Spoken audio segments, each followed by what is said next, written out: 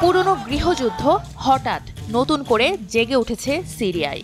আক্রমণের নেতৃত্বে সিরিয়ায় সবচেয়ে শক্তিশালী বিরোধী শক্তি হিসেবে পরিচিত এক গোষ্ঠী হায়াত তাহরির আল শাম, সংক্ষেপে HTS। এই গোষ্ঠীর প্রধান আবু মোহাম্মদ আল জোলানি। সিরিয়ায় 2011 সালে আরব বসন্তের সময় সিরিয়ার প্রেসিডেন্ট বাশার আল আসাদকে উৎখাত করতে রাস্তায় নামেন বিক্ষোভকারীরা। তবে তাদের প্রচণ্ড শক্তি দিয়ে মোকাবেলা করেন বাশার আল আসাদ, যার পরিণতি গৃহযুদ্ধ। প্রায় এক দশক ধরে অব্যাহত সেই সশস্ত্র গৃহযুদ্ধ। আসাদকে উৎখাতে এ সময়টায় অন্যান্য সশস্ত্র গোষ্ঠীগুলো থেকে ভিন্ন আদর্শে এগিয়েছেন আবু মোহাম্মদ আল জোলানি। আল জাজিরার এক প্রতিবেদনে বলা হয়েছে, আল জোলানি 2003 সালে ইরাকে চলে যান এবং আল কায়েদাতে যোগ দেন। 2006 সালে তিনি ইরাকে গ্রেপ্তার হন মার্কিন বাহিনীর হাতে। কারাগারে কাটান 5 বছর।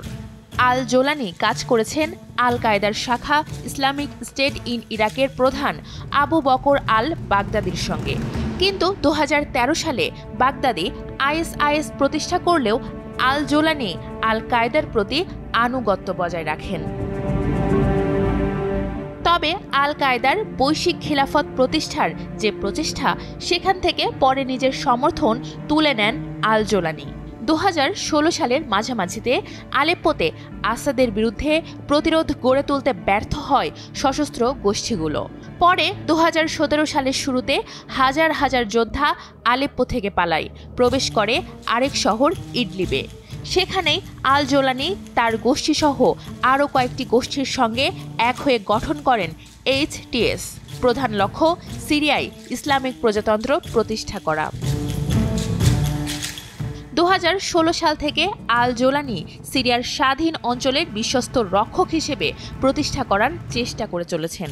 পরের বছর HTS প্রতিষ্ঠা করেন সিরিয় স্যালভেশন গভর্নমেন্ট, অর্থাৎ সিরিয়াকে মুক্ত করতে গঠিত সরকার। এই সরকারের প্রশাসনিক কার্যক্রম শুধু ইডলিব প্রদেশে সীমাবদ্ধ। বর্তমানে HTSকে সন্ত্রাসী সংগঠন হিসেবে চিহ্নিত করেছে জাতিসংঘ, তুরস্ক, যুক্তরাষ্ট্র এবং ইউরোপীয় ইউনিয়ন। তবে এবার আলেপ্পো দখলের পর আল জোলানির গোষ্ঠী প্রতিশ্রুতি দিয়েছে ধর্মীয় ও জাতিগত সংখ্যালঘুদের সুরক্ষা দেওয়ার।